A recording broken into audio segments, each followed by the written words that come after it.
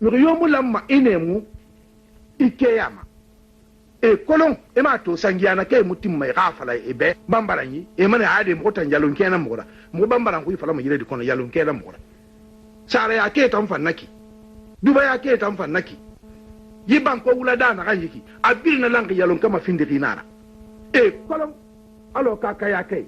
na kaka ya kai na be na ban ko wula dala ne nan tan fankar mo finde nara yina be afala ne na be karamo ko na be banko tata mi kambira banko wulada yalun ka bok inara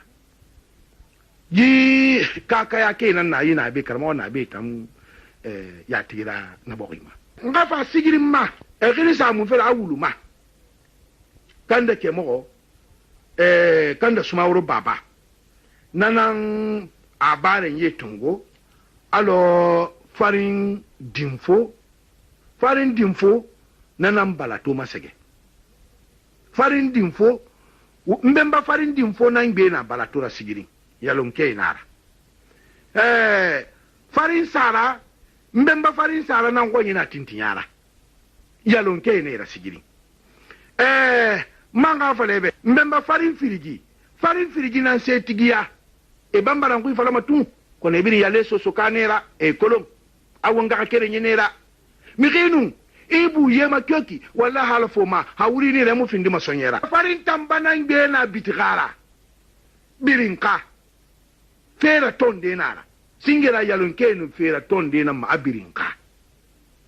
ifa sonyera ko mene ge khade mara baba sono birinka yalon ko ifala kinara en ko me rinye namu awa yi farin dimfu na gbe balatura farin sara na ngbe na tintinyara yi farin firigi jinan be na seti giyara farin tamba nanan be na bidgara segeyo meyo nena nanan kumma awa yididi miyai sigirin bok barka ki birna lanki yalonke wonta nara ba ina ra me soso wi mu soso fo yalonka wi yale soso ka afala nanam mun fa to ri wonta ngi na kana foye dei alors na la langue gauloise anu actuelle langue française e balato wo maso so ku fori nana na ne yira menni ku inu fo ka du forme fiama ina fala ki yala exemple ala wonga kere nyina na balaki futa bon jalon kera na nera ne ta fala mane afala be iteme di ga gbing fanye adi na fala ki mole yabu awa wonga kere yene ke tambalaki eta mane he yisungutun nadul kirina pampatang gut adi ibara na fala ki molito anu yiteme di ga bingbin tiri adi e kere nara awa hui fui ga formu nan fiama donc yalon ka hui fam fala ri aforte kima afala ara yabo kima nanan fala fe yi fo yete kono soso tanka hui munsera soso ga hui yalon kenan na mbahali na yale soso kai ki alo wontang alo etang mige man soto fe fauli na kan so ma wonno ne fantegi memane yalon ke ni tanna so se na ngi tanna pe ina yalon ke ba so se rumma museluri ina so se ba yalon ke rum museluri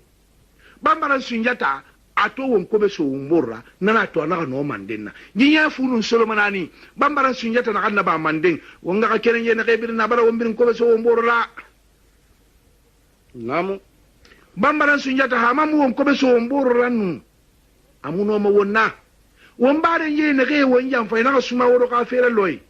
ina ka saidera ay fagane ne na mbon se birna langi findiri magani kara aw ko re mun guya mun sera wuya kai yim maraka moriye won bare ye ko mara falebe yalon ke maraka nara soso feto sa kana e soso na mato akoron fe boro kolonde sogo tedi nara soso feto sakana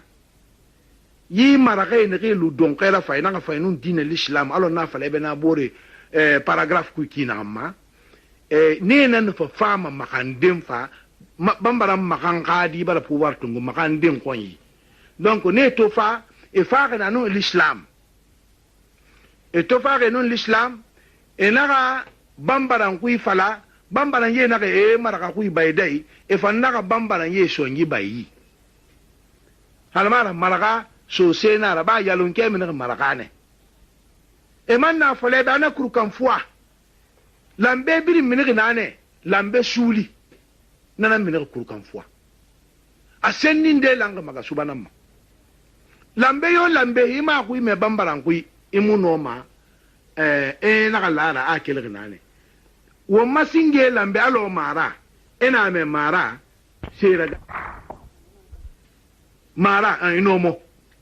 yalon ko ira kada kinara inoma kanda sumawro alga ya fena famma kanda sumawro na nan fa ga fa yi wulare tungo yi kanda de utungo a do farana ato kanda de utungo na do farana ntara nam ma wula nanja wula yire nan bera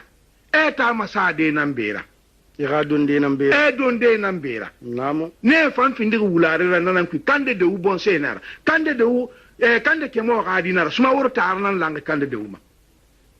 wulare fan lugu nan ku farana kolon suma wor ne ra kola kanda de u ne ra ko ne tamuno ga tinde yalon ka fera mun fera bara derne bambaran ku falera nye keme sakan nye keme nani enu bore bara ga ku bara bayi bambaran ku sabuira yalon ke piri ne re mutin ku ira bolode ne re mu sinjata ka nora ne fafa set mafa na ga fala ne be ayalon ke kono sali suma woro bon sena langa tan fa makanda de unan bon sena